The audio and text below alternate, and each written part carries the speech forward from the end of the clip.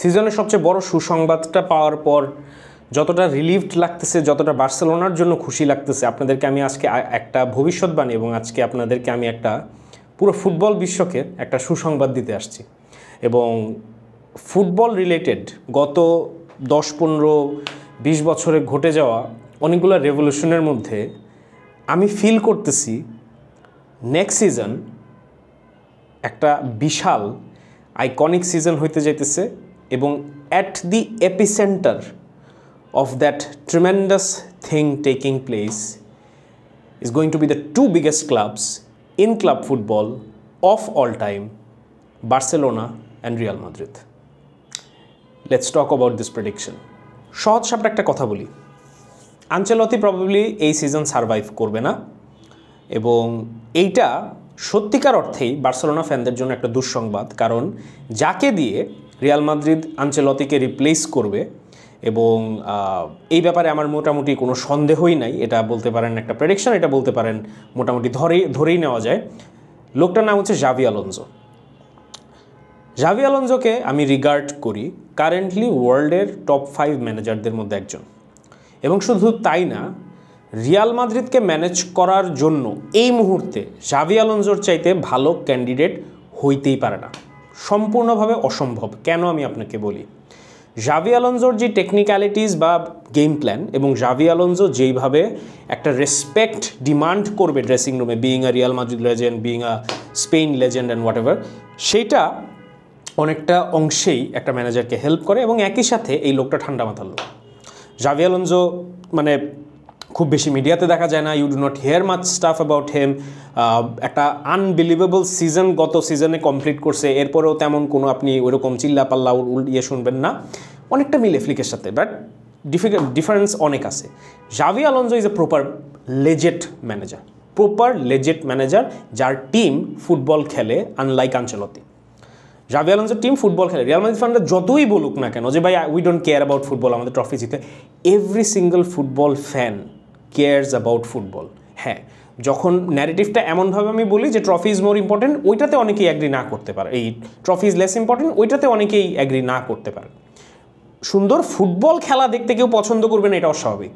যে না ভাই তুই খারাপ খেলেই ট্রফি জিতে, এমন তো কোনো ফ্যান গ্রুপ পৃথিবীতে নাই যে খারাপ খেলেই আমাদেরকে জিততে হবে।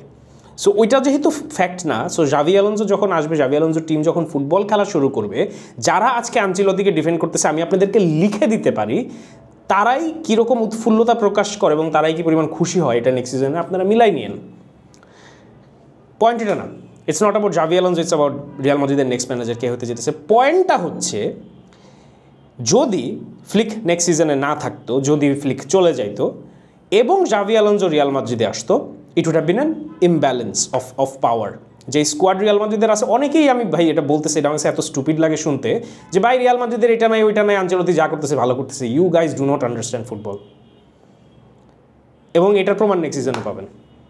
হ্যাঁ, ইনজুরির থেকে অনেক প্লেয়ার আসবে, রিইনফোর্সমেন্টও হইতে পারে, সো একদম লাইক ফর লাইক হয়তো রেফারেন্স মিলাইতে পারবেন না বা পারবো না আমিও, but it's absurd what you guys say, some of you. So Real মাদ্রিদের স্কোয়াড কতটুকু স্ট্রং এবং কতটুকু ইফেক্টিভ এবং কতটুকু প্রুডেন্ট এবং কতটুকু পোটেন্ট, এটা নেক্সট সিজনে বুঝতে পারবেন when a proper strategist, a proper technician takes the responsibility of this team. And পয়েন্টটা হচ্ছে ফ্লিক যেহেতু থাকবে, জাভি আলোনসো যেহেতু আসবে, now it's a fair game. This season to Real Madrid was not fair, শুধু ম্যানেজারের জায়গা থেকে না, ইনজুরির জায়গা থেকেও। সো নেক্সট সিজনে both the teams ইনশাল্লাহ যদি এই তেভাস দেওয়ানবাগি আমাদের সাথে আরও ঝামেলা না করে, we will be back to 1:1. Real Madrid will have reinforcement, and Real Madrid most importantly will have a manager who knows tactics, a manager who has a system, a manager who has an identity, a manager who just doesn't vibe. And Barcelona will have fullbacks, alternative wingers, 2 CDMs, 2 world-class CDMs, and hopefully an informed Szczesny. So next season, Europe is cooked. I can give you in writing, Flick যদি থাকে, Xavi Alonso যদি আসে, যে রিইনফোর্সমেন্টের কথাগুলো আমি বললাম এগুলো যদি সামারে হয়, ইউরোপ ইজ কুকড। যেটা Europe sort of was cooked in back in the Jose Mourinho, the Barcelona Guardiola era. The peak of Messi, Ronaldo, the peak of Guardiola, Mourinho, the peak of Pique, Puyol, Sergio Ramos, Casillas. That era of football is returning back. আমি বাইরে ছিলাম, একটা ইভেন্টে ছিলাম, আমি এসেই ভিডিওটা বানাইতে বসছি because I am that excited. The peak European supremacy of Barcelona and Real Madrid is coming back. রাইভালরির কথা বলছি, রিয়াল মাদ্রিদ অবভিয়াসলি মাঝখানে চ্যাম্পিয়ন্স লিগ জিতছে, Champions League always they are the favourites, so they are consider the best. আমি শুধু European কম্পিটিশনের কথা বলতেছি না, in the European footballing ecosystem the supremacy of Barcelona and Real Madrid is coming back. Barcelona and Real Madrid as the two top teams. Real Madrid ছিল মাঝখানে অনেকদিন, যেটা আমি বললাম, বার্সেলোনা ছিল না। 14-15 পরে উই ওয়েন্ট, গায়েব হয়ে গেছিলাম। এর মাঝখানেও চ্যাম্পিয়ন্স লিগের সেমিফাইনাল পর্যন্ত গেছি, এর মাঝখানেও লিগ জিতছি, অনেক কিছু করছি, কনসিস্টেন্ট ছিলাম, মানে এমন না যে জাস্ট গায়েব হয়ে গেছিলাম। বাট ইউরোপে one of the best teams না, ছিলাম না। Next season Real Madrid and Barcelona rivalry, যারা আপনারা নিউ জেনারেশন অফ ফ্যান্সরা আছেন, you will know what peak football is next season. You will see যে how you, the Real Madrid fans, have done a disservice to yourself by defending the football Ancelotti plays and justifying it by saying, "Bhai, আমরা 15টা জিতছি, আমরা 10 বছর 6টা জিতছি, whatever." Call a spade, and you will have to eat your own words next season when a proper manager comes. I'm just excited because I will get to see the peak European rivalry once again, যেটা মাঝখানে অনেক বছর ছিল না।